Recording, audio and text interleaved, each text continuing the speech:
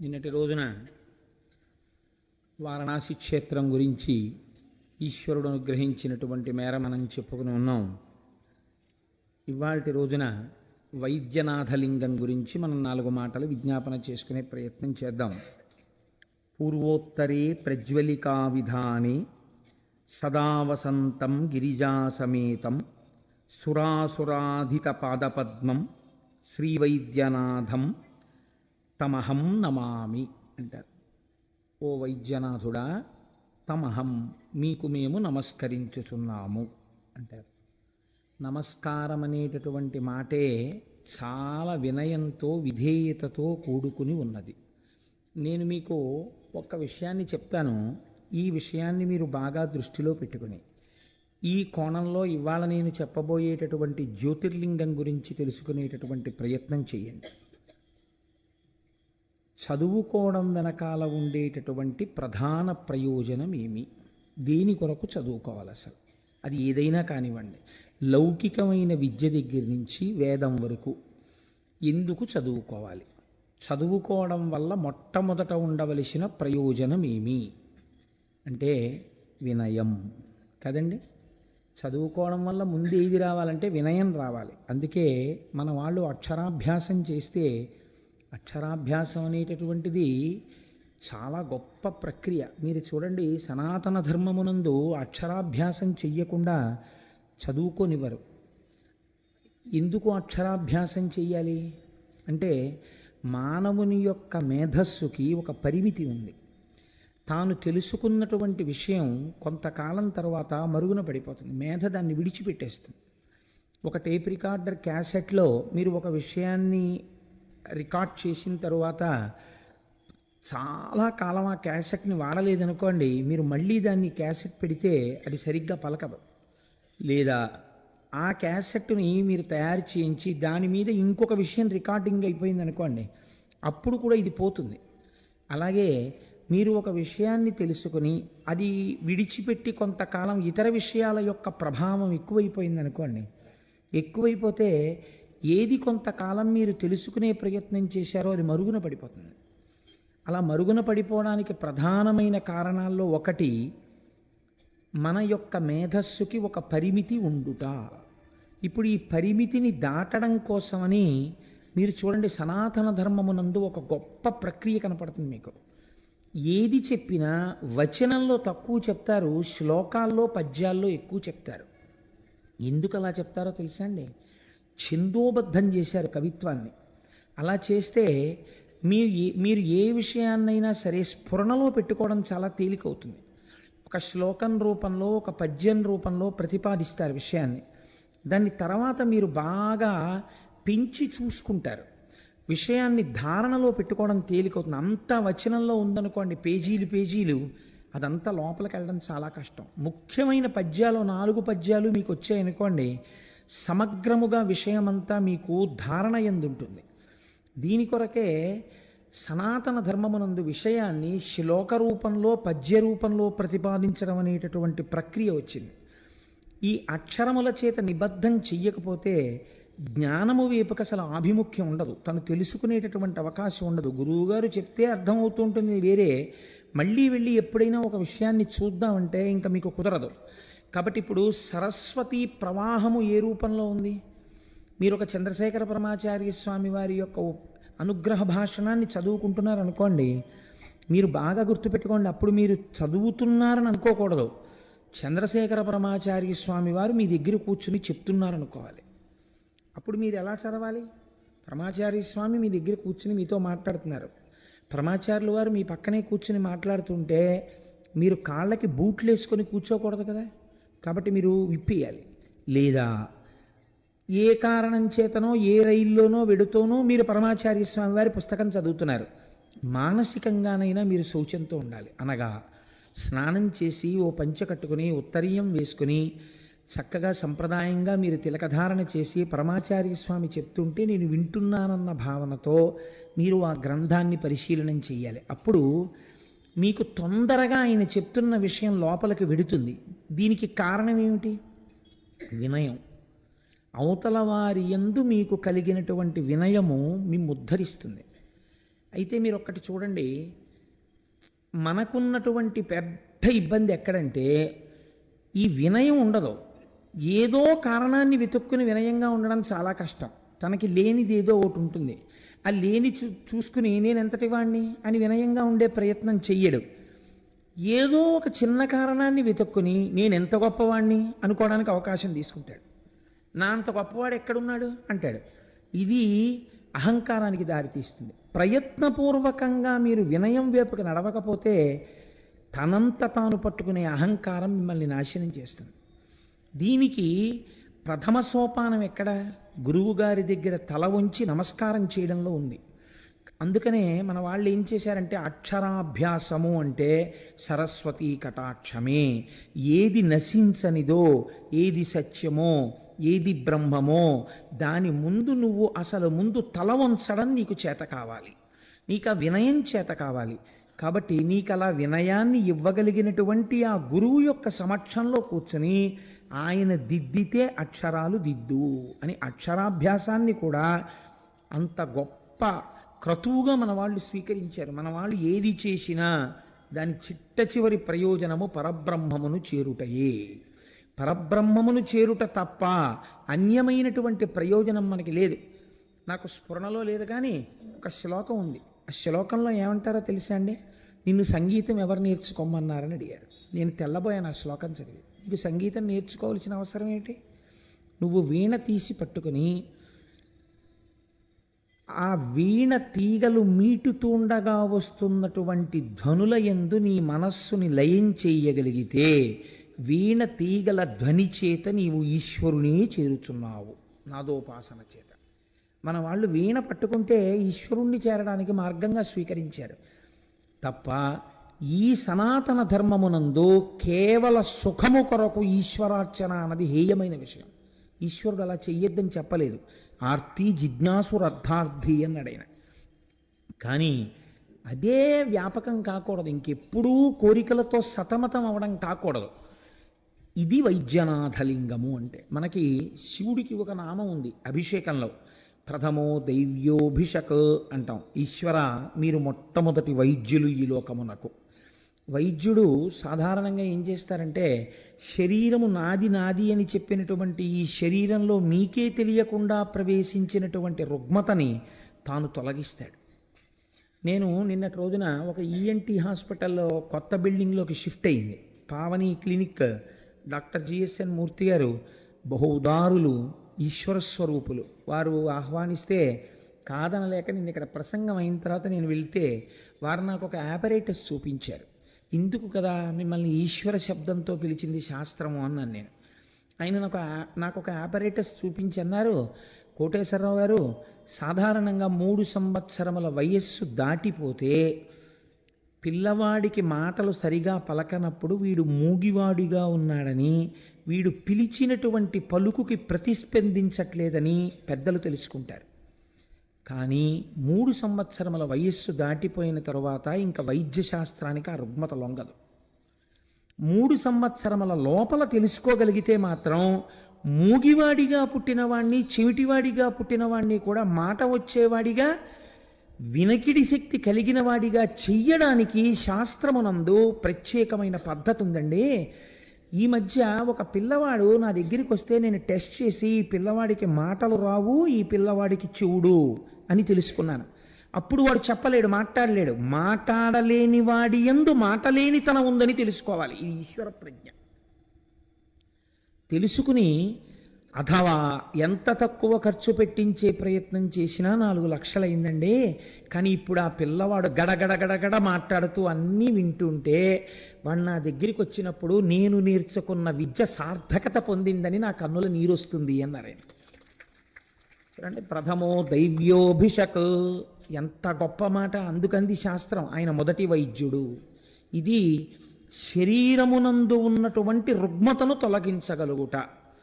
రెండవది ఒకటి ఉంది, అది మనకి భవరోగం అని ఒక రోగం ఉంది.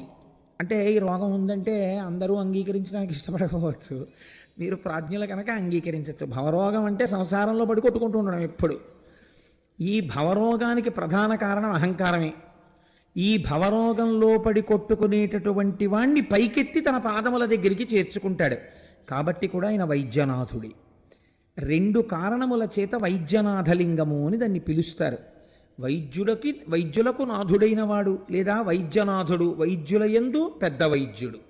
ఈ కారణం చేత ఇప్పుడు మీరు ఈ జ్యోతిర్లింగం రావలసినటువంటి అవసరం ఏమిటో, ఏ నేపథ్యంలో ఇది వచ్చిందో మీరు తెలుసుకునేటటువంటి ప్రయత్నాన్ని చెయ్యండి.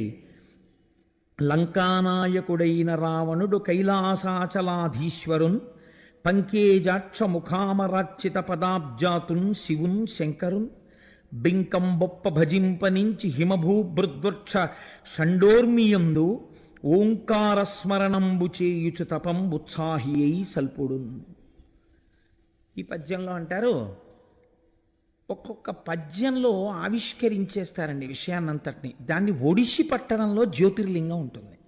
జ్యోతి అంటే ప్రకాశం కదండి. అన్ని లింగాలు ఒక్క కారణానికి ఎందుకు వస్తాయి? ఆవిర్భావమునందు మీరు దాని వెనక రహస్యాన్ని పసిగట్టాలి. పసిగడితే ఆ జ్యోతి మీ యందు ప్రకాశించినట్లు అవుతుంది. లేనప్పుడు కేవలం దాన్ని మీరు కథ కింద విన్నారనుకోండి, దానివల్ల దోషం ఉందని కానీ తక్కువ ఫలితం వస్తుందని కానీ నేను అనను, కానీ అది మీ ఉపాసనా కార్యక్రమాన్ని పెంచుతుందని మాత్రం నేను అనలేను. కాబట్టి చూడండి, ఒకానొక సమయంలో లంకానాయకుడైన రావణుడు, లంకాపట్టణాన్ని పరిపాలించేటటువంటి రావణాసురుడు. రావణుడు అంటే సరిపోదా? లంకానాయకుడైన రావణుడు అన్న మాట ఎందుకు అనాలి? లంకానాయకుడైన రావణుడు అంటే లంకాపట్టణం ఎప్పుడూ కూడా దక్షిణ దిక్కునే ఉంటుంది కదండి. ఊరికి దక్షిణ దిక్కున ఏది ఉంటుంది? శ్మశానం ఉంటుంది. ఎప్పుడైనా మీరు చూడండి, బతికున్న కాలంలో ఏమీ తోచట్లేదు, అలా సినిమాకు పోదాం, అలా షికారుకు పోదాం, అలా వాళ్ళ ఇంటికి పోయి వాడిని బాడీ చేసేద్దాం అని చెప్పి తిరిగేవాడే తప్ప, ఏం తోచట్లేదు కాసేపు అలా శ్మశానానికి పోయిద్దాం రండి అని ఎవడైనా అంటారేంటి? ఎవ్వరు అండవు, ఎవ్వరూ అనరు అలా. కానీ చిట్ట చివరి ప్రయాణం, ఈ జీవనయాత్రకు ముగింపు మాత్రం ఎక్కడికి వెళ్ళడంతో? అక్కడికి వెళ్ళడంతోనే పూర్తయిపోతుంది. కాబట్టి ఈ వచ్చిన శరీరములు, తిరుగాడుతున్న శరీరముల యొక్క ఆఖరి యాత్ర ఎక్కడికి వెడుతుంది? అక్కడికే వెడుతుంది. అంటే దక్షిణ దిక్కున ఏది ఉన్నది? శరీరములు కలిసిపోయేటటువంటి ప్రదేశం ఉన్నది.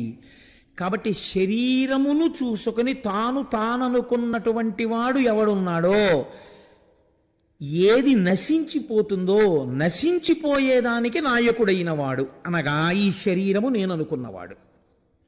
అంటే అన్యాపదేశంగా అజ్ఞానమునందున్నవాడు. అజ్ఞానమునందున్నవాడు అనడానికి ఆయన చదువుకోలేదా? అద్భుతంగా చదువుకున్నాడు, వేదం చదువుకున్నాడు, సంధ్యావందనం చేస్తాడు, త్రికాల సంధ్యావందనం, లింగార్చన చేస్తాడు. చదువుకోకపోవడం ఏంటండి? ఆయన చదువుకోలేదు అని మీరు సర్టిఫికెట్ ఇస్తే ఎలా చెల్లుతుంది? నేను చెప్తున్నాను, ఆయన త్రికాల సంధ్యావందనం చేశాడు, వేదం చదువుకున్నాడు, ఘన జట చెప్పాడు, లింగార్చన చేస్తాడు. మరి ఈ చదువు కాదా? ఒక స్థాయి ఎందు కాదు. ఎందుకు కాదు మీరు తెలుసుకుంటే మీ ఉపాసనని దిద్దుతుంది ఇప్పుడు ఈ జ్యోతిర్లింగం. కాబట్టి ఇప్పుడు లంకానాయకుడైన రావణుడికి ఏం బుద్ధి పుట్టింది అంటే అజ్ఞానంతో ఉన్నవాడు కదా. ఇప్పుడు అసలు ఈశ్వరుడి వైపుకి తిరిగితే ఆశ్చర్యంగా ఉంటుంది, కానీ ఆయన చేసేది ఈశ్వరోపాసన చేస్తూ ఉంటాడు. ఏం చేశాడు అంటే కైలాసాచలాధీశ్వరున్, కైలాసమునకు అధినేత అయినటువంటి శివుడు. కైలాసమన్న మాటని అమరకోశం వ్యాఖ్యానం చేసింది. ఎక్కడ పార్వతీ పరమేశ్వరుల యొక్క కేళీ విలాసముగా ఈ లోకముల యొక్క ఆవిర్భావమునకు నాందీవాచకము పడుతుందో, ఎక్కడ నటరాజ ప్రకృతి జరుగుతోందో, ఎక్కడ ఆయన సృష్టికర్తగా ఈ సృష్టి చేస్తున్నాడో, స్థితికర్తగా ఉన్నాడో, ప్రళయకర్తగా ఉన్నాడో, ఆ నటరాజతత్వం ఎదర మీరు విందురుగాని ఎలాగో. కాబట్టి అటువంటి పరబ్రహ్మమును తెలుసుకునే ప్రయత్నం చేస్తున్నాడు. ఇప్పుడు ఈ ఉన్న స్థాయిలో ఆ ఉన్న వస్తువుని కనుక్కోవడం కుదురుతుందా? మీరు చెప్పండి. 5వ క్లాస్ చదువుకున్న పిల్లవాడి దగ్గరికి మీరు పట్టుకెళ్ళి ఎంబీబీఎస్ ఎనాటమీ పుస్తకం పెట్టారనుకోండి, వాడు చదవగలడా? చదవలేడు. వాడు ఎలా చదువుతాడు? వాడికి కుదరదు. వాడు చదువుకున్న చదువు ఎనాటమీ చదవడానికి కుదరదు. వాడు ఎంసెట్ రాయాలి, మంచి ర్యాంక్ రావాలి, మెడిసిన్లో జాయిన్ అవ్వాలి, ప్రొఫెసర్ల దగ్గర కొంత నేర్చుకోవాలి, ఆ తర్వాత ఎనాటమీ పుస్తకాన్ని వాడు చదవగలుగుతాడు. శరీరము నేను అనే అహంకారంతో ఉన్నవాడికి కైలాసాచలాధీశుని యొక్క దర్శనం ఎలా దొరుకుతుంది? కాబట్టి దొరకదని మీరు నిర్ధారించవలసి ఉంటుంది ఇప్పుడు కదండి. కానీ ఆయన ఏం చేస్తున్నట్ట, ఆయన్ని పట్టుకోవడానికి బింకంబొప్ప భజించనించి చాలా బింకంతో కూడిన తపస్సు మొదలెట్టాడు. బింకం అంటే ఏమిటి ఇక్కడ? అంటే రజోగుణ ప్రకృతితో కూడినటువంటి తపస్సు, అంటే ఒక పట్టుదల అన్నమాట. ఈ పట్టుదల చాలా అనర్థహేతువుగా ఉంటుంది, పాడు చేసేదిగా ఉంటుంది, ఒక్కొక్కసారి అసహ్యం కూడా వేస్తుంటుంది. ఎందుకు ఇంత పట్టుదల అనిపిస్తుంది. మీరు మరోలా అనుకోకండి. నేను మీకు ఒక ఉదాహరణ చెప్తాను. నాకు ఫోన్ చేస్తూ ఉంటారు, రేపు మీ ఇంటికి వచ్చి మిమ్మల్ని కలవాలనుకుంటున్నాం, ఒక గంట మాట్లాడాలి. నాకంత సమయం లేదండి, నేను వేరొక ఫంక్షన్కి వెళ్ళాలి, అనుష్ఠానం చేసుకోవాలి, శివమహాపురాణం చెప్తున్నాను కదా, నేను చదివేది పొద్దున్న మహా అయితే ఒక్క అరగంట అంతే, అంతకన్నా టైం ఉండదు. ఆఫీస్కి వెళ్ళిపోతాను, మళ్ళీ సాయంకాలం సంధ్యావందనం చేసుకుని వేదిక మీదకి రావాలి. అందుకని నేను మాట్లాడలేనండి గంట సేపు అన్నాం అనుకోండి. రేపు అంటే శివమహాపురాణం 40 రోజులు ఉంటుందండి అన్నాం అనుకోండి. మీరు ఉపన్యాసం చెప్పొచ్చేసాక తెల్లవారకట 4 గంటలకు లేచిన వాడిని రాత్రి 11 గంటలకు అలసిపోనండి, పడుకోవాలి. అప్పుడు ఏం మాట్లాడగలను? మాట్లాడలేనండి, అప్పుడు కుదరదండి, అలసిపోయి ఉంటుంది, శరీరానికి అలసట ఉంటుంది కదా అన్నారు. మీరు అలా అంటే ఎలా కుదురుతుందండి? మేము ఎక్కడి నుంచో వచ్చాం, నాకు రేపు రిజర్వేషన్ అయిపోయింది, వెళ్ళిపోవాలి, అందుకని రేపు పొద్దున్న మేము వస్తున్నామండి, మీరు 1 గంట మాట్లాడవలసిందే అంటే అప్పుడు దాన్ని ఏమనుకోవాలి మీరు? అలా కుదరదండి, నేను ఉండను అని మీరు అన్నా సరే ఆయన ఫోన్ పెట్టేసి ఆయన పొద్దున్న వచ్చేస్తాడంతే. ఏంటంటే నేను చూశానండి, స్వానుభవమున చెప్పు చవటలా. కాబట్టి ఏం చేయాలి? మీరు మాట్లాడాలంతే. మీ వ్యవహారం ఎలా ఉన్నా ఆయన అతిథి రూపంలో ఇంటికి వచ్చాడు, ఏం చేయాలి అంటే అలా వస్తే మాట్లాడతారా అనుకోకండి, అలా రాకూడదు కదా. కాబట్టి ఇప్పుడు మీరు ఒత్తిడికి గురైపోతారు, మాట్లాడి తీరాలి. ఇది బింకంతో కూడుకున్న విషయం. ఇది అంటే నువ్వు ఎవరి కోసం మాట్లాడవు, నువ్వు మాట్లాడాలంతే అని పింకితనంతో వచ్చి మాట్లాడడం అవుతుంది. అప్పుడు దానివల్ల ఏమవుతుందంటే, నా నుండి మీ పట్ల సరి అయిన భావన లేదు కాబట్టి మీరు అడిగిన దానికి ఒక చక్కటి జవాబు వచ్చే అవకాశం తక్కువగా ఉంటుంది. 2, మీరు నా నుండి పొందగలిగినది కానీ మీరు నాకు చెప్పగలిగింది కానీ తక్కువగా ఉంటుంది కదా. ఆ వాతావరణంలో బింకంతో కూడుకున్న పనులు పాడు చేస్తాయి. మనిషి ఆ ప్రవృత్తిని పెంచుకోకూడదు. ఇది నేను ఒక ఉదాహరణకి చెప్పాను, ఎవరిని అవమానించడానికి కాదు. కాబట్టి ఇప్పుడు ఎటువంటి తపస్సుని మొదలుపెట్టాడు? బింకంతో కూడిన తపస్సు, సత్వగుణంతో కూడిన తపస్సు కాదది. సత్వగుణంతో కూడిన తపస్సు ఎలా ఉంటుందంటే, ఈశ్వరోపాసనమును ప్రారంభము చేసిన తరువాత ఆయన అసలు మర్చిపోతాడు లోకం గురించి. ఇంద్రియాలన్నీ వెనక్కి వెళ్ళిపోతాయి, మనస్సు వెనక్కి వెళ్ళిపోతుంది. వెళ్ళిపోయిన కారణం చేత ఎన్నాళ్ళు తపస్సు చేశాడో ఆయనకి తెలియదు. ఆయన ఒంటి మీద పుట్టలు పట్టేస్తాయి, ఆయన ఒంటి మీద పావులు తిరుగుతూ ఉంటాయి, చెట్లు మొలిచిపోతాయి. ఆయన తపస్సమాధిలో ఉంటాడు, అస్థిపంజరంలో ఉంటాడు. ఈశ్వరుడే వచ్చి కదిపితే అప్పుడు లేస్తాడు కదండి. ఇది సాత్వికమైన తపస్సు, మనసు ఆయన యందు లయమైపోయింది. ఇది బింకంతో కూడిన తపస్సు, ఇది వేరొకలా ఉంటుంది. ఇది అలా సాత్వికంగా ఉండదు. ఇది మీరు పట్టుకోవాలి. మీ ఉపాసనలో ఈ దోషం ఉంటే దిద్దుకోమని చెప్పడం. ఇప్పుడు ఏమైంది అంటే, అలా తపస్సు ఓంకారముతో ప్రణవాన్ని అనుసంధానం చేస్తున్నాడు. మనకి ప్రణవోపాసన గురించినటువంటి విషయాలు కొన్ని ఉన్నాయి. నేను మీకు ఒక పరమ సత్యాన్ని ఆవిష్కరిస్తున్నాను. ప్రణవము చిన్నపిల్లలు చేయరాదు.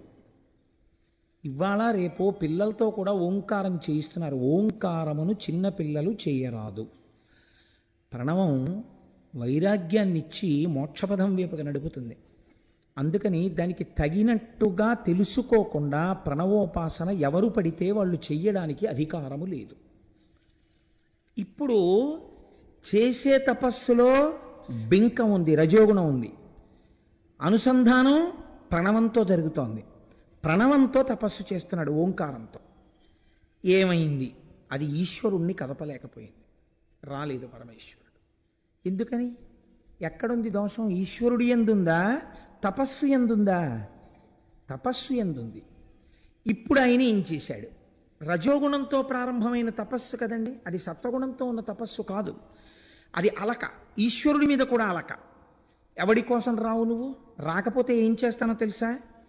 చిరకాలము దానవునకు హరుడగు పడకున్న శిరసులు ఆరును మూడున్ అంటే 6 3 9 నరికి హవనంబోనర్చెను పరమేశ్వరుడప్పుడు కృపన్ కనకున్నన్. 9 తలలు తెంపడానికి 10వ తల ఆధారమైంది. 10వ తల ఉంటే కదండి 9 తెగుతున్నాయని చెప్పడానికి, 9 తెంపేస్తున్నాను అని చెప్పడానికి బుద్ధిస్థానమైన తలకాయ ఒకటి ఉండాలి. అందులో ఒకటి ఉంచుకున్నాడు. ఈశ్వరుడు కనపడలేదని అక్కసు వచ్చింది. ఇప్పుడు అదేమిటండి, ఈశ్వరుడి మీద అక్కసేమిటి కనపడకపోతే? అందుకని 9 తలకాయలు కోసేసుకున్నాడు. కోసేసుకుని ఏం చేశాడు? అగ్నిహోత్రమునందు విరేల్చాడు. అయితే ఆ కోటేశ్వరరావు మీరు అలా ఎందుకు మాట్లాడుతున్నారు? అది భక్తి యందు వ్యగ్రతగా మీరు ఎందుకు చెప్పలేకపోతున్నారు ఈ విషయాన్ని అని మీరు నన్ను అడగచ్చు. ఇక్కడ నేను మీకు ఒక విషయాన్ని ఆవిష్కరించకపోతే నేను ఈ జ్యోతిర్లింగం గురించి మీకు నేను సరిగ్గా చెప్పినవాడను కానివాడిని అవుతాను. ఈయన చదువుకోకపోతే ఈయనకి తపస్సు చేత ఈశ్వరుణ్ణి ప్రత్యక్షము చేసుకోవచ్చునన్న విషయం ఎలా తెలిసిందండి? అంటే చదువుకున్నాడు. భగవంతుడన్నవాడొకడున్నాడు, వాడి అనుగ్రహము చేత సాధింపరానిది లేదన్న విషయం ఆయనకి ఎరుకలో ఉంది. కాబట్టి ఇప్పుడు ఆయన దేని కొరకు తపస్సు మొదలుపెట్టాడు? ఆయన అడిగే వరకు మీకు తెలియదు, నాకు తెలియదు. తెలిసిన్నట్టు ఉండకండి, తెలియదనే అనుకోండి. మీకు నాకు తెలియదు ఇంకా ఏం అడుగుతాడో. కానీ ఆయన చదువుకున్నవాడు, వేదం తెలుసు. వేదం ఏం చెప్తోంది? బ్రహ్మచారి, గృహస్థు వీళ్ళిద్దరినీ అగ్నికార్యం చెయ్యమని చెప్పింది, సంధ్యావందనం చేయమని చెప్పింది.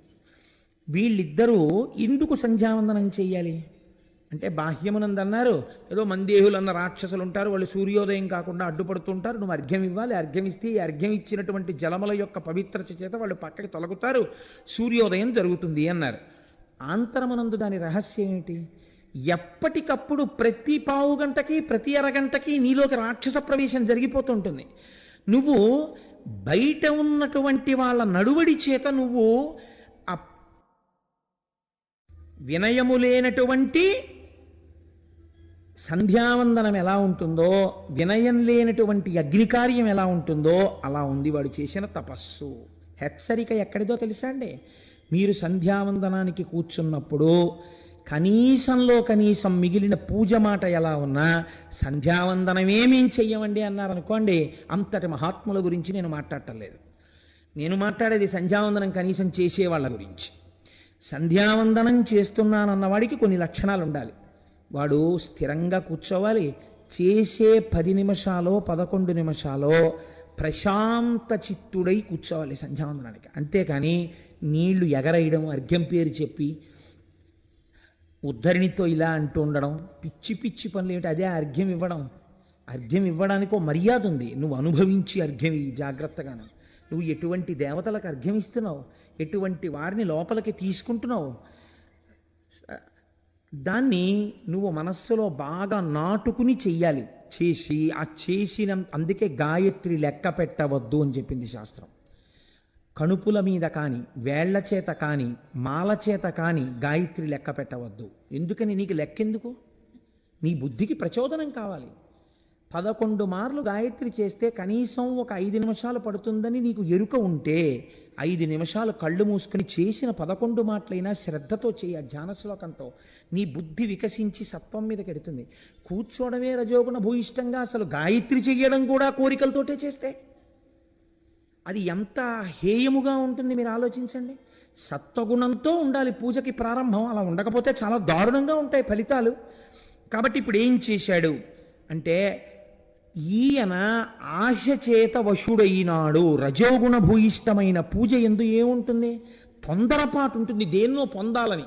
అది పొందడం కోసం ఈ పూజ తప్ప ఈశ్వరార్చన చేసి తాను సంతోషంతో ఆనందంగా అమ్మయ్యా కాసేపు 1 గంట పూజామందిరంలో కూర్చుని బయటికి వస్తే మనస్సు ప్రశాంత పడిపోయిందనడానికి వెళ్ళాడు పూజామందిరంలోకి. ఇవాళ ఇక్కడ ఇది చేసి తొందరగా అక్కడికి వెళ్తే అదేదో కలిసి రావాలని వెళ్తుంటాడు పూజామందిరంలోకి. గుళ్ళోకి ఎందుకు వెళ్తాడంటే అక్కడికి వెళ్ళి ఏదో సంపాదించుకోవాలని వెళుతుంటాడు. ప్రతిదీ వ్యాపార సరళిలో చేస్తుంటాడు. అంటే ఇప్పుడు ఈయన కోరికలకి తల్లి ఏది? ఆశ. ఆశతో కూడినటువంటి కోరికలు విస్తృతంగా పెరిగిపోతుంటే అలా పెరిగిపోయిన కోరికల కొరకు ఆరాధన నిబద్ధమైపోతే, అది రజోగుణ భూయిష్టమైన పూజ అయిపోతే, ఆ పూజ పాపము వైపుకి అడుగులు వేయిస్తే, నీ పాపమే నీ పూజ వలన వచ్చిన ఫలితమును అడ్డత్రోవ పట్టించి నీ పతనమునకు హేతువై కూర్చుంటుంది.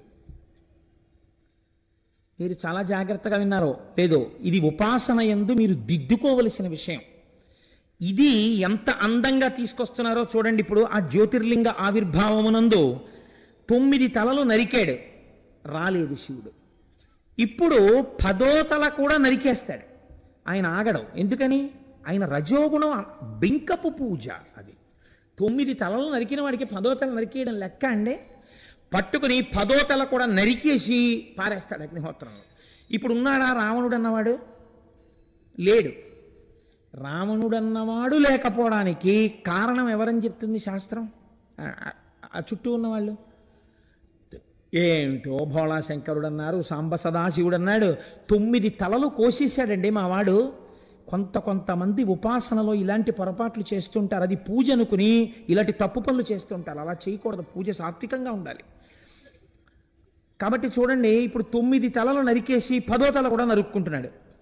ఇప్పుడు ఈశ్వరుడు ఇటువంటి వాడు, సర్వజ్ఞుడు. వీడిని అడ్డు పెట్టే లోకానికి ఇటువంటి పూజలు ఎంత ప్రమాదకరమో నేను తెలియచెప్పాలి. కాబట్టి ఇప్పుడు వాడిని ఏ పని చేయడం వరకు ఆయన చూస్తున్నాడు? 10వ తల కూడా తెంపుకోవడం వరకు చూస్తాడు, తెగనివ్వడం. ఈ తుంచుకునే తలకాయలు, ముక్కులు కోసుకోవడాలు, చెవులు కోసుకోవడాలు, ఇలాంటివి ఎంత పిచ్చ పనిలో ఉపాసనలో చూడండి ఎంత దగ్గరికి ఎడుతోందో అది. అంతం తక్కిన మస్తకంబునసితోనంతంబునుందింప, మిగిలిపోయిన ఒక్క తలకాయని కూడా కోసేయడం కోసమని కత్తి పైకెత్తి ఆ కంఠం మీద వేస్తున్నాడు. నిశ్చింతంబూన శివుండు దారసిలె వచ్చెన్. ఇక రాడు భగవంతుడు. అంటే ఏంటి? తను పిలిస్తే వచ్చేయాలి. అంతేకాని ఆయన వచ్చే వరకు నా ఉపాసనలో దోషం ఉంది, నేను తప్పించాలంట లేదు. ఆయన రాలేదు, తెంపేస్తాను తలకాయ. ఇప్పుడు శంకరుడు వచ్చాడు. ఇప్పుడు వచ్చింది ఎలా ఉంటుందంటే వద్దంటే వచ్చినట్టు ఉంటుంది కదా. కాబట్టి నిశ్చింతంబూన శివుండు దారశిల వచ్చెన్, పూర్వభంగిన్ తలం సంతోషంబున శంకరుండడుగు మిచ్చన్ కూర్తునాన్. ఆయన ఎప్పుడైతే వచ్చి ఎదురుగుండా నిలబడ్డాడో మళ్ళీ 10 తలకాయలు మొలిచి. వాడిని అలా ఉంచడం కదా ఆయనకి కావలసింది. 10 తలకాయలున్నా బుర్రకాయ లేనివాడు, అసలు బుర్రకాయ లేదు వీడికి. ఇది ఆయన చెప్పవలసింది. కాబట్టి 10 తలకాయలు మొలిపించాడు. ఎందుకు? ఆ పనికి మేలిన తలకాయలు కాబట్టి 10 తలకాయలు మొలిచాయి. మొలిచిన తర్వాత ఆయన అన్నాడు, ఏమిటి కావాలి నీకు? ఎందుకు చేశావు ఇంత ఘోరమైన తపస్సు? దైత్యుడత్యంతంబున్ బలమిచ్చి 7 గడవై అస్మత్పురించేరుమా. వాడు 2 కోరికలు కోరాడు. అత్యంతం బలమిచ్చి, నాకు విపరీతమైన బలం కావాలి. దేనికి ఉంటుంది బలం? శరీరానికి ఉంటుంది. జవం దేనికి ఉంటుంది? మనస్సుకుంటుంది. మనోజవం మరుతతుల్య వేగం అని స్వామి హనుమని చెప్తాం. వాడిప్పుడు తన ఉపాసన యందు దోషం చూసుకోవట్లేదు. ఈశ్వరుణ్ణి రప్పించానా లేదా? ఇంకో ఆకు తొడిగింది ఈ రజోగుణ భూయిష్టమైన ఉపాసన. అందులోంచి ఇంకో వెర్రి కోరిక పుట్టింది. ఏమిటో తెలుసా అండి? నాకు విపరీతమైన బలం కావాలి. ఎందుకు? ఆ బలం ఏం చేస్తావు? శరీర బలంతో అంటే అందరినీ ఓడిస్తాను. ఓడిచ్చి ఏం చేస్తావు? అన్ని భోగాలు అనుభవిస్తాను. నన్ను ఎవడు అనేవాడు లేడుగా. అందుకని నా కంటికి ఏది నచ్చితే దాన్ని ఎత్తుకొచ్చి నాదిగా అనుభవిస్తాను. అంటే ఇప్పుడు ఇలా మొదలైన పూజ ఎంత భ్రష్టత్వం వైపుకు వెళ్ళడానికి బీజాలు వేస్తోందో చూడండి. కాబట్టి ఉపాసన అన్నది ఎంత సాత్వికంగా ఉండాలో మీరు ఆలోచించండి. కాబట్టి ఇప్పుడు ఏం చేశాడు? నాకు విపరీతమైనటువంటి బలం కావాలి. పోను ఊరుకున్నాడా? అడగమన్నావుగా, ఇక్కడేం చేస్తావు? నువ్వు 10 లంకలోకి రా. వచ్చి శంకరుణ్ణి లంకలో కూర్చోమన్నాడు. అక్కడ కూర్చుంటే అస్తమానం వచ్చి ఇలా తపస్సు చేస్తానేంటి? అక్కడ కూర్చుంటే అక్కడే పూజ చేస్తుంటాను నేను. నాకేమైనా కావాలనిపించింది అనుకో, మళ్ళీ నిన్ను అడుగుతూ ఉంటాను, ఇద్దుగాని. ఇది వాడి ఉద్దేశం. గుండి మింగేవాడు ఓడుంటే గుళ్ళో లింగాన్ని మింగేవాడు ఓడుంటాడంటారు చూసారా? వీడి అతి తెలివితేటలు, వీడి బుద్ధి వ్యగ్రత, వీడి రజోగుణ సంపర్కం ఎలా ఉంటాయో చూడండి. శివుడు నిజంగా ఇలాంటి వాళ్ళని చూసి ఏమనాలండి? లోకంలో ఉపాసన ఉపాసన ఉపాసన అని పేరు చెప్పి ఇలాంటి వెర్రితలలతో పూజలు చేసే వాళ్ళని నేను ఇంతమందిని చూశాను అందామంటే నాకు గట్టిగా పట్టుకోవడానికి వెంట్రుకలు లేవు. వచ్చిన బాధ నా అంటే నాకు ఈ స్వానుభవం ఎందుకు వస్తుందో తెలుసా అండి? అస్తమానం ఎవరోళ్ళు వస్తుండడం, వాళ్ళ ఆరాధన విధానాల గురించి, వాళ్ళ కోరికల గురించి, వాళ్ళ వ్యగ్రతతో కూడిన పూజల గురించి చెప్తుంటే నారాయణ వీళ్ళకి అసలు ఇలాంటి ఆలోచనలు ఎందుకు వస్తాయిరా అనిపిస్తుంటుంది. అంత విచిత్రంగా ఉంటుంది లోకంలో. అసలు ఈ ఉపాసన అన్నది ఇందుకొరకా వచ్చింది, ఇలా చెయ్యొచ్చా అన్న ఆలోచన కూడా ఉండదు చాలామందికి. సరే అవన్నీ సభాముఖంగా నేను చెప్తే వీడికి ఇదే పనిలా ఉంది, వీడి విన్నవన్నీ ఇలా చెప్తుంటే అలా సభలో అనుకుంటారు, అందుకని అక్కడికి వదిలేయండి. కాబట్టి ఇప్పుడు నువ్వు లంకాపట్టణానికి వచ్చేయి అన్నాడు. అంటే ఆయన అన్నాడు, ఇదేమిటి రోయ్, ఏదో ఒంటికి బలం ఇమ్మన్నాడు, బాగానే ఉంది, ఏదో ఇచ్చేస్తాను. నన్నే వచ్చేయమంటున్నాడు లంకాపట్టణానికి. అసలు కడుపు మంటతో ఉన్నాడు ఆయన. ఈ దిక్కుమాలిన ఉపాసన నువ్వునని, నువ్వు లంకకు వచ్చేనా వెనకాలన్నాడు. ఎంత తేలిగ్గా ఉన్నాడో చూడండి వాడికి భగవంతుడు. రజోగుణం కదండి. ఇప్పుడు ఆయన ఉద్దేశం ఏంటి? నువ్వే అన్నావుగా చాలా గొప్ప తపస్సు చేశానని, నేను చెప్పిన మాట విను, రా మా ఇంటికి అంటే ఆయన అన్నాడు, లింగం మందేను వసియింతు, నేను లింగమునందు ఉంటాను రా అబ్బాయి, నేనే రావక్కర్లేదు, శివలింగమునందు నేనే ఉన్నాను. కాబట్టి లీల మెరయన్, నేను అందులోనే ఉంటాను. తెలివితో చేర్పు పురికని, నువ్వు దీన్ని నీ పట్టణానికి తీసుకెళ్ళు, కానీ తెలివి ఉండాలన్నాడు. ఒంటికి బలం ఉంది కానీ మనస్సుకి తెలివేది వాడికి. అదే ఉంటే సత్వగుణంతో ఉంటాడుగా. శివలింగాన్ని శివుండి తీసుకెళ్ళలేకపోయిన వాడిని ఆయనే ఇదైనప్పుడు ఇది మాత్రం ఎలా వస్తుంది లంకకి? నేను తీసుకెళ్ళగలగని వాడినా? ఆయన రావాలా నేను తీసుకెళ్ళాలా? ఈ బుర్రవాడికి ఉంటే అయితే పట్టుకుపోతానని శివలింగాన్ని పెట్టులో పెట్టేది ఎందుకు పెట్టిపోతాడు? కాబట్టి తెలివితో నీ పురి చేర్చుకో దీన్ని. దేవుడు అరిగి ఆయన అంతర్ధానం అయిపోయాడు. ఇంకా ఉంటే ఏమంటాడు వీడని. అంతా లింగంబు చేకొని అసుర విభుడు వచ్చుచున్ తెరువు దైవ వశము చేసి, ఆ శివలింగాన్ని పట్టుకుని వెళ్ళిపోతున్నాడు లంకకి. అంటే ఉత్తరక్షణం ఒంటికి బలం వచ్చింది, ప్రవృత్తిలో ఏమైనా మార్పు వచ్చిందా? ఏమీ లేదు. మీరు గమనిస్తున్నారు కదా. ఇవి మీ ఉపాసనలో దిద్దుకోవలసిన లక్షణాలండి.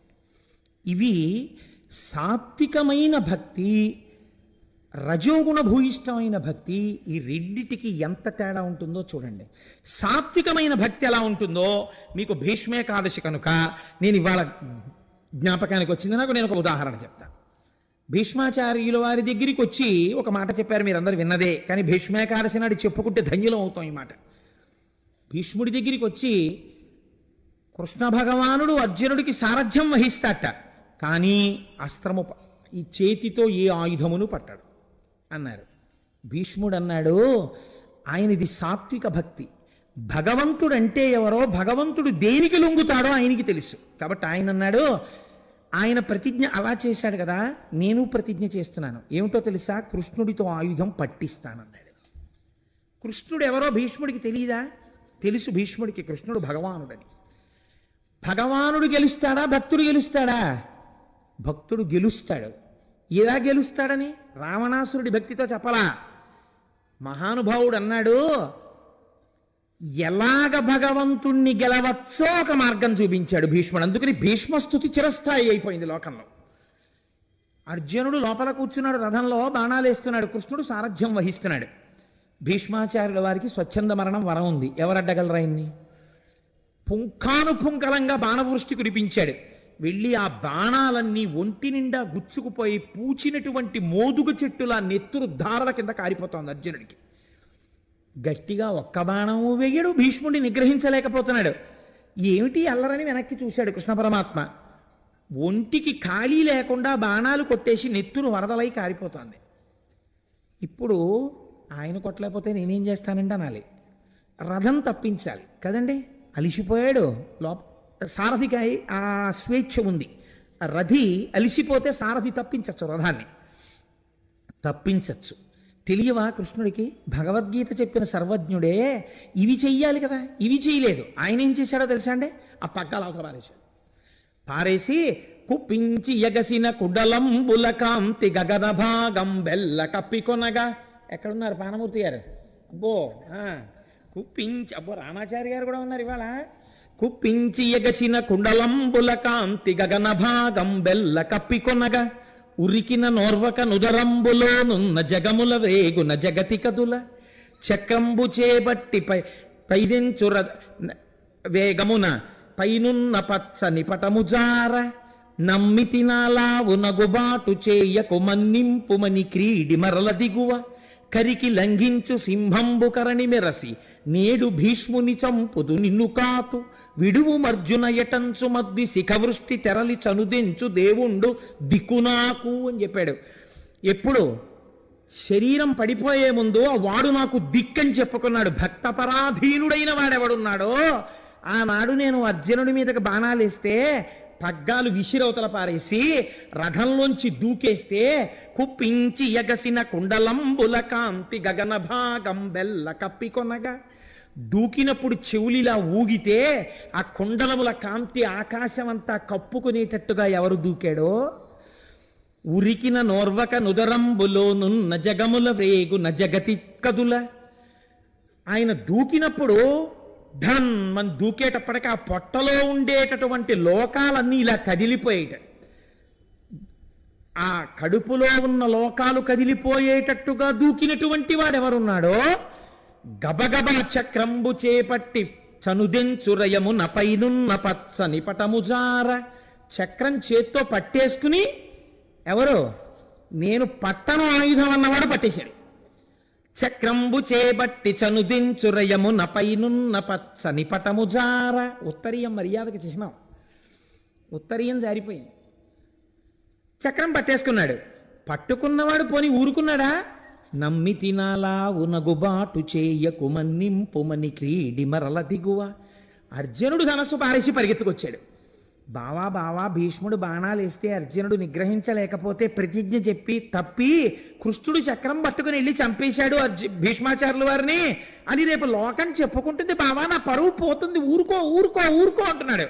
అంటుంటే నీ జోలికి వస్తాడా, నీ మీది నీ బాణాలు వేస్తాడా, ఏం చేస్తానో చూడు భీష్ముడిని. తెలియదు భీష్ముడు మహాజ్ఞానని అని కరికి లంఘించు సింహంబు కరణి మెరసి నేడు భీష్ముని చంపుతు నిన్ను కాతు విడువు మర్జున ఎటంచు మద్వి శిఖవృష్టి తెరలి చనుదెంచు దేవుండు దిక్కునాకు.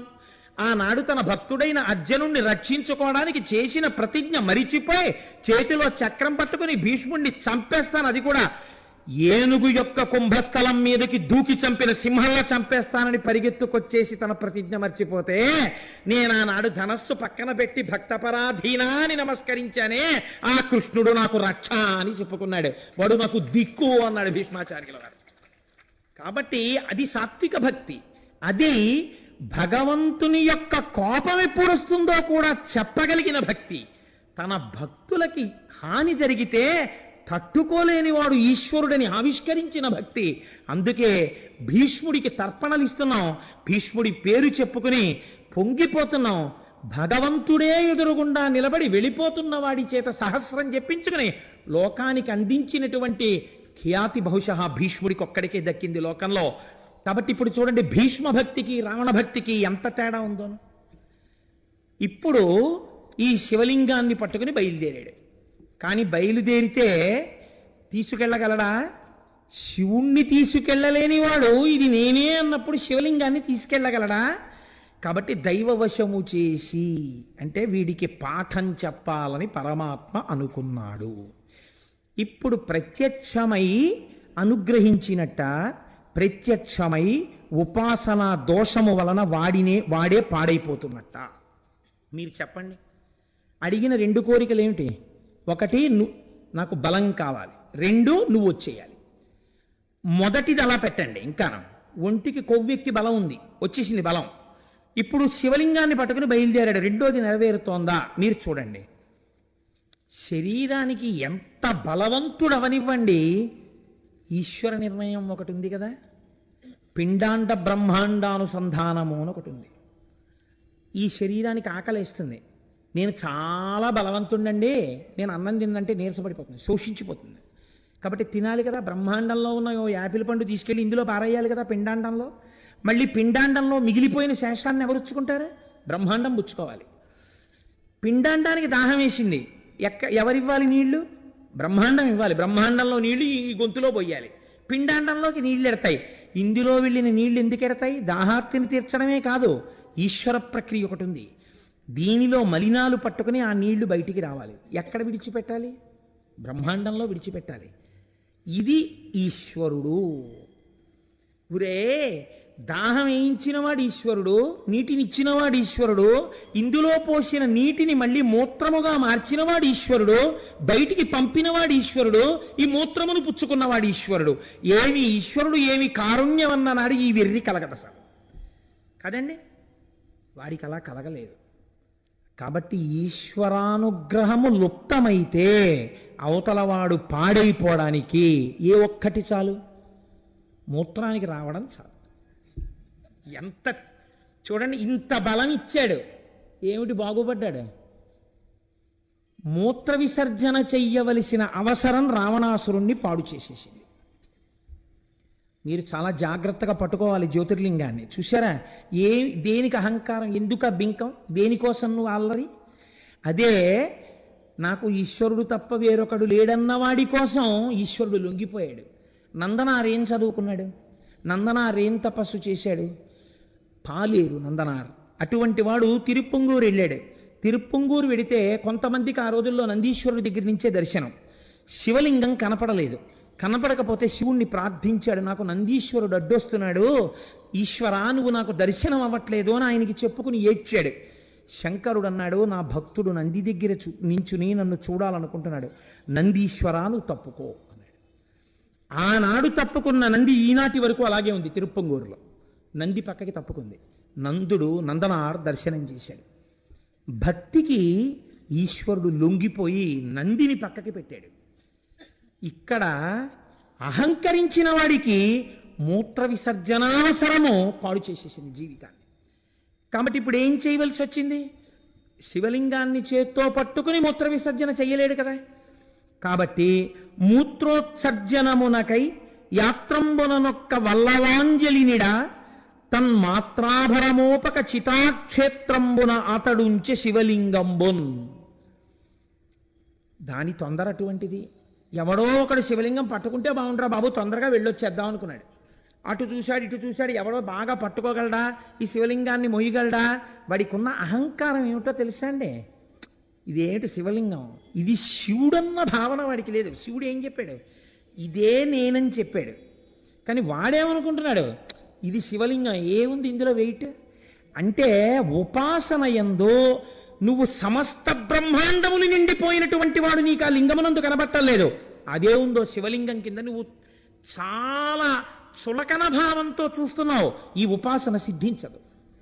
నువ్వు ఒక ఆలయానికి వెళ్ళినప్పుడు ఆపాతాళ నభస్థలంత భువన బ్రహ్మాండ మామిస్ఫుర జ్యోతిస్పాటిక లింగ మౌళి విల సత్పూర్ణేందో వాంతామృతై అస్తోకాప్లుతమేకమీశమనిశం రుద్రానువాకాంజపన్ ధ్యాయేత్ ఇప్సిత సిద్ధయే ధ్రువపదం విప్రోభిషించేత్యం బ్రహ్మాండ వ్యాప్తదేహ భసిత హిమరుచాభాసమానా భుజంగై కంఠే కాళాహ కపర్దాహ కలిత శశికలశ్చండ కోదండహస్తాహ. నా కోసం ఇంత సులభుడవై కనపడుతున్నావు అన్ననాడు నీకు అదృష్టం. అది ఏముందండి శివలింగం అండి అంటే నీ ఉపాసన సిద్ధించలేదు, నీకు ఈశ్వర దర్శనం కలగలేదు. కాబట్టి వాడు ఇదే ఉంది శివలింగం అనుకున్నాడు. కాబట్టి ఏం చేశాడు? ఒక గొల్ల పిల్లవాడిని, పశువులు కాసుకునే పిల్లవాడిని పిలిచాడు. ఒరే నేను మూత్ర విసర్జనకి వెళ్ళొస్తాను రా, ఈ శివలింగం పట్టుకో. ఇప్పుడు వాడు దాన్ని పట్టుకోవడానికి మాత్రం బలం అక్కర్లేదు అనుకున్నాడు. ఇది కదండి దోషం. సుఖాలు అనుభవించడానికి బలం ఉండాలి, భోగాలు అనుభవించడానికి బలం ఉండాలి, శివలింగాన్ని పట్టుకోవడానికి బలం అక్కర్లేదు. ఇది రావణ సిద్ధాంతం. చాలామంది మనం అటువంటి జీవితంలోనే ఉంటాం. ఏంటండి పెద్ద ఊరికే భగవంతుడు, చిత్తశుద్ధి ఉంటే చాలదేంటండి? నిజంగా నీకు చిత్తశుద్ధి ఉంటే గుడికి వెళ్తావు. గుడికి వెళ్ళడం మానేయడానికి నువ్వు చిత్తశుద్ధితో ఉండక్కర్లేదు. చిత్తశుద్ధితో ఉంటే ఎప్పుడు గుడికి వెళ్దామా అనిపించి గుడిలోకి వెళ్తావు. నువ్వు వెళ్ళకపోవడం చిత్తశుద్ధి లేకపోవడానికి నిదర్శనం. ఇవి రావణవాదనలు. కాబట్టి ఇప్పుడు ఏం చేశాడు? ఆ పిల్లాడి చేతిలో పెట్టి మూత్ర విసర్జనకి వెళ్ళాడు. అది శివుడు. కాబట్టి ఇప్పుడు ఏమైంది? అది ఎప్పుడు ఎలా రావణాసురుడికి బుద్ధి చెప్పాలా అని చూస్తోంది. ఉపాసనలో దోషం చాలా బరువు అయిపోయింది. వాడు మొయ్యలేకపోయాడు, కింద పెట్టేశాడు. ఆయన ముందే చెప్పాడు, ఒరే తెలివితో నీ పురి చేర్చు, ఇది ఎక్కడన్నా పెట్టావో ఎక్కడ పెట్టావో అక్కడ ఉంటానన్నాడు. ఇప్పుడు చితాక్షేత్రమునందు ఆయన పెట్టేశాడు, చితాభూమి ఎందు పెట్టేస్తే వీడు పరుగు పరుగున వచ్చాడు. వచ్చిన వాడి యొక్క వెర్రి చూడండి. వాడు వెంటనే, ఈశ్వర తెలివితో తీసుకెళ్ళమన్నావు, కానీ ఆ తెలివి నా యందు నిలబడకపోవడానికి కూడా కారణం నువ్వే, కాబట్టి ఇప్పుడు నా బుద్ధి మార్చని ప్రార్థన చేయలేదు, ఇదంతా నేను ఎత్తుకుపోతానన్నాడు అని ఓహో కదిపాడు దాన్ని. అది కదులుతుందా? అది కదలలేదు. అది కదలనప్పుడైనా వాడి బలం మీద వాడికి అనుమానం రావాలి. ఈశ్వరుడు ఒక అవకాశం ఇచ్చాడు. అత్యంత బలంబు నిమ్ము అన్నాడు కదా, ఇచ్చాడు కదా. అది శివుణ్ణి కదపలేకపోతోంది ఆ బలం. శివుణ్ణి, భగవంతుణ్ణి కదపలేని ఈ దేహబలం ఎప్పుడో అప్పుడు పాడవడానికి పనికొస్తుంది, ఈ అవమానానికి పనికొచ్చింది తప్ప రావణుడు శివలింగాన్ని లంకకి తీసుకెళ్ళలేకపోయాడు అనడానికి ఈ బలం పనికొస్తోంది. కాబట్టి ఎందుకు ఈ బలం, నాకు ఈశ్వరుడు కావాలి అని వాడు అనలేదు. ఒక అవకాశాన్ని ఈశ్వరుడు ఇచ్చాడా ఇవ్వలేదా? ఇచ్చాడు, వాడు వివేచన చేసుకోలేదంతే. కాబట్టి ఇప్పుడు ప్రమాదకరమైన బలముగా మారుతోంది అది. శివుడు కదలకపోతే వాడన్నాడు పోన్లే అన్నాడు. అంటే ఏమిటి వాడి ఉద్దేశం? శివుడు లంకకి రాకపోయినా వాడికి ఏం బాధలేదు, ఏదో లింగం తెచ్చానా లేదా, ఇక్కడే పూజ చేసి వెళ్ళిపోతాను, పుష్ప విమానం మీద తిరుగుతూ ఉంటాను కదా, ఏమిటి పెద్ద, నేనంతా ఈ రాజ్యాలన్నీ నేను కొల్లగొట్టినవి, ఇదంతా నాదే ఈ రాజ్యం, ఏముంది కావాలంటే వీళ్ళని కూడా చంపేస్తాను, ఇది కూడా నా దాంట్లో కలిపేసుకుంటాను, పుష్పక విమానం ఎక్కి ఓసారి ఇల్లంటాను, చితాభూమికి వస్తాను, ఇక్కడ పూజ చేసి వెళ్ళిపోతాను, పెద్ద పట్టుకెళ్ళకపోతే ఏమిటి అనుకున్నాడు. కానీ వాడు వదులుకోవడానికి ఇష్టపడింది మాత్రం ఏమిటి? శరీర బలం. ఎందుకని? భోగం కావాలి. ఇలా ఉండొచ్చా ఉపాసన? మీరు రావణుణ్ణే అనుకోకండి, మీరు మీ ఉపాసనని చెక్ చేయండి. అది జ్యోతిర్లింగం అంటే. ఇక్కడ ప్రకాశించాలి, అది మీ ఉపాసన దిద్దుబాటు జరగాలి. కాబట్టి ఇప్పుడు ఏం చేశాడు? లంకకి వెళ్ళిపోయేవాడు చాలా సంతోషంగా ఉన్నాడు. అది విచిత్రం. లోకమంతా అంటోంది ఇది రావణుడు తెచ్చిన శివలింగం, మహానుభావుడు పరమశివుడే వచ్చాడు లింగస్వరూపంలో, వాడు పట్టుకెళ్ళలేకపోయాడు, అదృష్టం ఇక్కడ పెట్టేశాడు, మనం పూజ చేసుకుందాం రండి అని దేవతలందరూ వెళ్ళారు. వెళ్ళి వాళ్ళందరూ శివుడికి పూజ చేశారు. మా అదృష్టమయ్యా స్వామి, మా ప్రయత్నం లేకుండా నువ్వు మాకు దొరికావు, మేము నిన్ను పూజ చేసుకుంటామని వాళ్ళు ఎక్కడా ఉన్న వాళ్ళు వచ్చి ఇక్కడ పూజలు చేసుకుని వెళ్ళారు. వాళ్ళు ఏం కోరికలు కోరలేదు. వాళ్ళు భవరోగం పోవడానికి శంకరుణ్ణి పట్టుకున్న వాళ్ళు, జ్ఞానం కోసం. వీడు లంకకి వెళ్ళాడు, వీడికి ఒంట్లో బాగా బలం ఉంది. ఇప్పుడు వీళ్ళు పూజ చేసి కూర్చుని అనుకున్నారు, ఊరే వీడు చాలా బలం తెచ్చాడు, బలంతో ఉన్నాడు కదా, వీడు ఇవ్వాలంటే ఊరుకున్నాడు, కానీ రేపు పొద్దున బయలుదేరి వచ్చేస్తాడు అమరావతి మీదకి, వీడి బలం వల్ల చాలా ప్రమాదం వచ్చేస్తుంది కదా, ఎలా వీడికి బుద్ధి చెప్పాలి, ఎలా వీడి బలం వల్ల వీడు చాలా కాలం ఇబ్బంది పెట్టకుండా ఆ బలమే వీడి ప్రమాదాన్ని కూడా తెచ్చేయాలి, ఎలా తీసుకొద్దామని ఆలోచించారు. మహానుభావుడు, గురువు, చమత్కారి, ఎవడి యొక్క అహంకారాన్ని వాడి చేతితోనే పొడవగలిగిన వాడు నారదుడు ఉన్నాడుగా, ఆయన్ని పిలిచి, వాడికి బలం ఉంది కానీ తెలివి లేదని తెలిసిపోతోందిగా, కాబట్టి నారదా మీరు వెళ్ళి వాడు సంపాదించిన బలం వాడు పాలనడానికే పనికొచ్చేట్టు చెయ్యండి. చూశారా, ఉపాసన సరి అయింది కాకపోతే మీరు తెచ్చుకున్న విభూతులు మీకు ప్రమాదం తేవడానికి పనికొస్తాయి. తాను తవ్వుకున్న నూతులో తన బిడ్డడే పడిపోయినట్టు. కాబట్టి ఇప్పుడు ఏమైంది అంటే, వెళ్ళి లంకాపట్టణంలో కూర్చున్నాడు. నారదుడు వెళ్ళి ఏమిటో కైలాసానికి వెళ్ళావుట, చాలా తపస్సు చేసావుట, శంకరుడు ప్రత్యక్షం అయ్యాట, వాళ్ళు వీళ్ళు చెప్పడమే, నీ దగ్గరే విందామని వచ్చాను, ఏం చేశావు ఏమిటి, ఏది చెప్పన్నాడు. వీడికి పొంగు అహంకారం ఒకటి ఉందిగా, ఏం చేశానంటారేమిటి, తలకాయలు కోశవతలు పారేశాను, 10వ తలకాయకి వస్తుంటే ఎవడి కోసం వస్తాడు, శివుడు వచ్చాడు, ఏం కావాలన్నాడు, విపరీతమైన బలం ఇమ్మన్నాను, చూసారా, బయలుదేరుతాను ఇంకా, ఇంకోటి శివుణ్ణి వచ్చేయమన్నాను, ఓ లింగం ఇచ్చాడు, కానీ ఏదో ఆ పిల్లాడికి ఇచ్చిన వాడు పెట్టేశాడు కింద, లేకపోతే తెచ్చేద్దు నేనైతే, వాడు తన తప్పు ఒప్పుకోడు, వాడికి తెలివి ఉంటే కదా, అయితే అక్కడికి వెళ్ళి పూజ చేసి వచ్చేస్తున్నాను, ఏదైతే నేను తలుచుకుంటే ఎవరిని గెలవలేను అన్నాడు. అంటే ఆయన అన్నాడు, కాబట్టి నీకేమర్థమైంది, శివలింగం ఇచ్చినట్టే ఇచ్చి నీకు కాకుండా చేసిన వాడు కూడా శివుడే ఉండి ఉండవచ్చు కదా అన్నాడు నారదుడు. వాడికి ఏదో అనుమానం వచ్చింది, అలా ఎందుకు చేస్తాడు అన్నాడు. మరి అయితే ఇంత శివలింగం ఇచ్చినవాడు, ఇంత బలం ఇచ్చినవాడు లంకకి వెళ్ళేంత వరకు ఇది రాకుండా చేయలేడా అన్నాడు. వాడికి అనుమానం వచ్చింది. ఇప్పుడు ఈ అనుమానం వాడికి వచ్చాక అన్నాడు, ఒక్కసారి ఆలోచించు. ఇంత బలం ఇచ్చాడని నువ్వు నమ్ముతున్నావు, ఒక దాంట్లో అనుమానం ప్రారంభమైంది, ఇప్పుడు నమ్ముతాడు బాగా. ఇప్పుడు బలం ఉందనుకుని నువ్వు వెళ్ళిన తర్వాత బలాన్ని ఆయన ఇచ్చుండపోతే నీ బతుకేమవుతుంది? బలం ఇచ్చాడో లేదో చూడ్డానికి ఇంకోడి మీదకి వెళ్లే ముందు ఆ కైలాసానికే వెళ్ళి అది కదిపేసి చూడు, కదపగలిగితే శంకరుడే కదిలిపోతే నీకు బాగా బలం ఉన్నట్టు, అప్పుడు ఇతరుల మీదకి వెళ్ళి అన్నాడు. ఇదేదో బాగుంది, అక్కడికే పోతానన్నాడు. ఎంత బుద్ధి! లోపల ఉండవలసినటువంటి బలం ఉంటే వాడు గెలుస్తాడు. అందుకే మనకి 1కి 1000 మార్లు నమః నమః నమః నమః అని పూజ చేయిస్తారు. నాది కాదు, నాది కాదు, నాది కాదు, నాది కాదు అని అహంకారాన్ని విరగ్గొడతారు. అహంకారం పెరిగిపోతే ప్రమాదానికి వెళ్ళిపోతుంది. కాబట్టి ఇప్పుడు ఈయన ఏం చేశాడు? పుష్పక విమానం ఎక్కి కైలాస పర్వతం దగ్గరికి వెళ్ళాడు. రామాయణం ఉత్తరాఖండలో అయితే కుబేరుడి దగ్గర నుంచి వస్తున్నప్పుడు అనుంది. వెళ్ళి ఆ కైలాస పర్వతం దగ్గరికి వెళ్ళి కైలాస పర్వతాన్ని కదిపేస్తే శంకరుడంతటి వాడు భయపడి, అదేమిట్రా అబ్బాయి అలా కదిపేస్తున్నావు, ఒరే నాన్న అలా కదపకరా, నీకు బలం ఎక్కువ, నువ్వు కదిపేస్తావు, నేను ఇచ్చిన బలమే కదా అని బతిమాలుకుంటే తనకి బాగా బలం ఉన్నప్పుడు, అప్పుడు తనకి భయపడిపోయాడు కాబట్టి మళ్ళీ శివుణ్ణన్నా తెచ్చేయచ్చు, లేదా తనని ఎవరిని కొట్టాలనుకుంటున్నాడో వాళ్ళ దగ్గరికి వెళ్ళిపోవచ్చు. కాబట్టి ఇప్పుడు ఏం చేశాడు? కైలాసం దగ్గరికి వెళ్ళాడు. వెళ్ళి ఆ కైలాస పర్వతాన్ని కదపడం మొదలెట్టాడు. కదిపితే పైన కూర్చున్న పార్వతీ పరమేశ్వరుల యొక్క సింహాసనం కదులుతోంది. ఇప్పుడు మీ ఇంట్లో మీరు పూజ చేసుకుందాం అనుకున్నారనుకోండి, పూజ చేసుకుంటే తప్పు లేదు. ఆ సింహాసనాన్ని అటు ఇటు లాగేస్తే అప్పుడు మీరు ఈశ్వర దర్శనం ఏం చేసినట్టండి? ఇంక అందులో నే తెచ్చుకున్న విగ్రహాలేనండి, నే కొనుక్కున్న సింహాసనమేనండి లాగేస్తుంటే ఇంక మీకు భక్తి ఉన్నట్టు. కాబట్టి వీడు కదుపుతున్నాడు. కదుపుతుంటే అమ్మవారు శక్తి స్వరూపిణి కదా, ఆ తల్లి తొందరగా శంకరుడికి ఏమిటంటే కోపం రాదు. అంత కోపం వచ్చేవాడైతే చీనోర్మోయి నీకేమిటో నేను రావడం ఏమిటా అని అడగాలి ఆయన. కాబట్టి ఇప్పుడు ఈయనకి కొంచెం కోపం వస్తే తప్ప దేవతల కార్యం నెరవేరదు. ఆయన అలా మౌనంగా ఉంటాడు, చక్కగా అలా ఉంటాడేమోనని ఆవిడ చమత్కారమైన మాట మాట్లాడింది. ఎందుకని? వేదం చెప్పింది ఈ రహస్యాన్ని. శివా విశ్వస్య భేషజీ. ఆ అమ్మ లోకమునకు అనారోగ్యం వస్తే ఓషధి బతికిస్తుంది. ఇప్పుడు లోకాన్ని బతికించాలి, లోకకంటకుణ్ణి చంపాలి, వాడి చావడానికి కారణం రావాలి. కాబట్టి ఇప్పుడు ఆవిడ ఆ కారణం శివముఖత రావాలి. శివముఖత వచ్చేటట్టు ఆవిడ మాట్లాడింది శివుణ్ణి. శివుణ్ణి రుద్రుణ్ణి చేస్తుంది, రుద్రుణ్ణి శివుణ్ణి చేస్తుంది ఆవిడ. కాబట్టి ఇప్పుడు ఆవిడ శివుణ్ణి ఏం చేస్తోంది? రుద్రుణ్ణి చేస్తోంది లోకక్షేమం కోసం. ఇప్పుడు ఆవిడ ఎంత చమత్కారంగా మాట్లాడిందో చూడండి. మేలుగు శిష్యుడు. అబ్బబ్బబ్బా, ఎంత గొప్ప శిష్యుడిని సంపాదించుకున్నారండి. ఎవరు కదుపుతున్నారో తెలుసా? మీరు వరాలు ఇచ్చారే ఆయనే. అప్పుడు ఆయనకి ఎలా ఉంటుంది? ముందు ఎవరన్నా ఈ బాధ ఉండదండోయ్.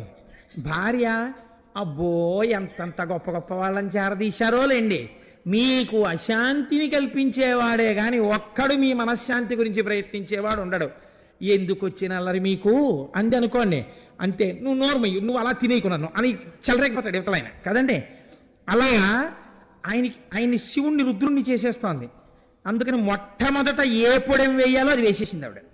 మేలగు శిష్యుడెంతయును మెచ్చుదనర్చడు రావణాసురుండేలిక మీదనే కినిసి. ఏమండోయ్, ఎవరో తెలుసా? మీ గొప్ప శిష్యుడు రావణాసురుడు. వరాలు ఇచ్చారుగా 2, పైగా 1 కూడా కాదు, 2 ఎందుకు ఇస్తాను, 1 అనలేదుగా, 2 ఇచ్చారు. ఎవడిచ్చాడో వాడి మీద కోపం వచ్చింది వాడికి. ఏలిక మీదనే కినిసి ఎట్టెరదారసిలెన్ భళీ భళీ చాలక సంతసంబోధవే. వాడు చూడండి ఎంత గొప్పగా వచ్చేసాడో. వచ్చేసి వాడు కైలాసాన్ని కనిపిస్తున్నాడు కింద. మీరు నేను ఊగుతున్నాం వాడి బలానికి. ఇప్పుడు సాత్విక శిష్యుని కూర్చుకున్నవాడు. ఇప్పుడు ఆవిడ దెప్పి పొడిచింది.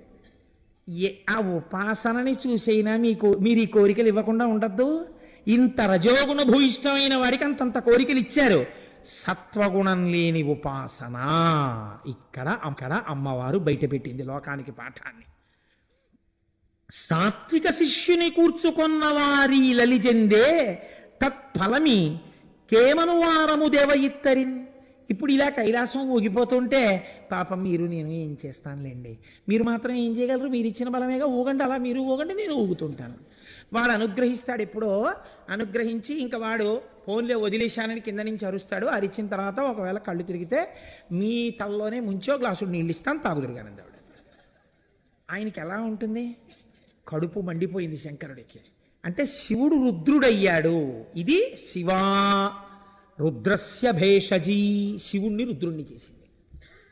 ఇప్పుడు ఆవిడ రుద్రుణ్ణి చేసిన తర్వాత ఎవడు బలం ఇచ్చాడో ఆయనే ఆ బలం వల్ల వాడు పాడైపోయేటటువంటి శాపాన్ని వదిలేశాడు. ఇదంతా ఎంతలో జరిగిపోయిందండి? 6 పద్యాల్లో జరిగిపోయింది. ఎందుకు జరిగిపోయింది? 2 వరాలు. 2 వరాలు వాడు పాడవడానికి వచ్చాయి.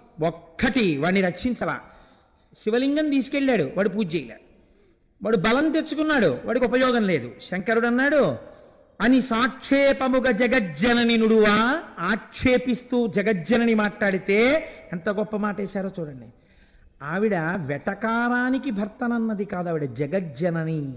తన బిడ్డల్ని కాపాడుకోవడానికి, దుడుకు బిడ్డల్ని శిక్షింపజేయడానికి, తండ్రి చేత శిక్షింపజేయడానికి మాట్లాడుతోంది. శృతి ప్రమాణాన్ని పద్యం కింద మారుస్తున్నారు. కాబట్టి అని సాక్షేపముగ జగజ్జనని నుడువా హరుడు అని శపించే. ఇప్పుడు ఆయన శివుడు కాదు, హరుడు. దేన్ని హరిస్తాడు? వాడి గర్వం హరించేస్తాడు. ఇప్పటి వరకు ఏ బలాన్ని చూసుకుని ఎగురుతున్నాడో ఆ బలాన్ని హరించేవాడయ్యాడు ఆయన. హరుడు వాని శపించే కృతఘ్నుని ఇట్టులోరి అచిరంబున నీ మదమణుగుగాక పొమ్మిక వేగనన్ అన్నాడు. ఊరే ఎంతో కాలం పట్టదులే, నీ మదం అణిగిపోతుంది, పో ఇక్కడి నుంచి అన్నాడు. ఈ ఊపుతున్న వాడికి ఈ మాట వినపడింది. నీ మదం అణిగిపోతుందంటే ఏమిటి? నీ బలం ఎందుకో పనికి రాకుండా పోతుందనేగా. అందులో పోనీ నువ్వు ఓడిపోతావు ఒక్కసారి ఎవరి చేతిలోనో అనలేదు, నీ మదం అణిగిపోతుంది అన్నాడు. నీ మదం అణిగిపోతుందంటే ఇప్పుడు ఏమవ్వాలి? ఎవరెవరిని చూసుకుని మదిస్తున్నాడో వాళ్ళందరూ పోతారు. ఇప్పుడు శివవాక్యమనందేముంది? ఇంద్రజిత్ పోతాడు, కుంభకర్ణుడు పోతాడు, లంక పోతుంది. ఎవడు ఈశ్వరుణ్ణి పట్టుకున్నాడో వాడు ఒక్కడే మిగులుతాడు. సత్వగుణంతో ఈశ్వరుడు రాముడని 2 ఉండవుగా లోకంలో. ఉన్నదొక్కటే పరబ్రహ్మం, రామపరబ్రహ్మం, శివపరబ్రహ్మం, 2 ఒక్కటే. ఎవడు రాముణ్ణి పట్టుకున్నాడో వాడు బతికిపోయాడు, ఆయన తప్ప మిగిలిన వాళ్ళందరూ నశించిపోయారు. ఏమైంది నీ మదం? నీ మదానికి ఏవేవి కారణములో ఆ కారణముల వలన నీ మదం అణిగిపోతుంది, నువ్వు నశించిపోతావు.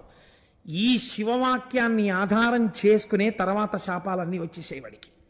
వచ్చి ఆఖరికి వాడి బలం ఎందుకు పనికొచ్చిందంటే వాడి వాళ్ళందరినీ చంపుకోవడానికి పనికొచ్చింది రావణ బలం. మీరు బాగా ఆలోచించండి. రాముడు తనంత తాను ఎవరి మీద వెళ్ళి బాణాలు వేయలేదు, వీడే పంపించాడు ఒక్కొక్క బ్యాచ్ని. వీడే ముందు వెళ్ళిపోయినట్టుంటే వీడి స్వార్థం అండి. ముందు వీడు వెళ్ళిపోతే వీడే చచ్చిపోయాడు అనుకోండి, ఆ తర్వాత మిగిలిన వాళ్ళు బతికేద్దరేమో. అసలు వీడు వెళ్ళలేదు.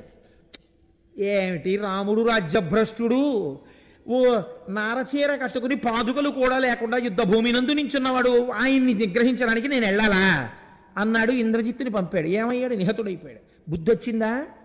మదం అలాగే ఉంది. ఇది శివవాక్యమునందు శివ సంకల్పమస్తు ఆయన అన్నమాట అయిపోయింది. ఒక్కడు లేకుండా లంకా పట్టణం అంతా అయిపోయిన తర్వాత వాడు ఒక్కడు యుద్ధానికి వెళ్ళాడు.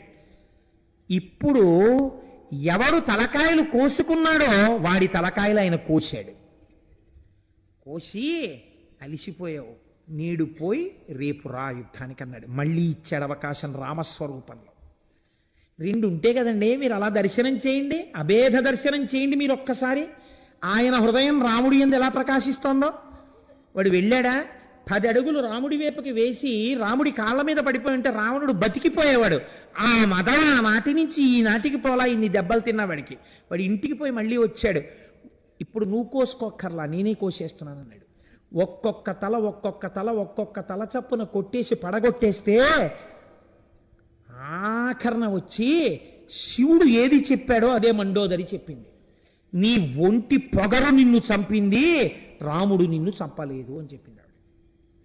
ఎరా ఇంతటి మహాపతివ్రతని, ఇంతటి సౌందర్య రాశిని నీ దృష్టి ఎందుంది అందం, బాహ్యమునందు లేదందం. ఇది సీతమ్మ చెప్పింది. నివర్తయ మనోమర్త స్వజనే క్రియతాం మనః.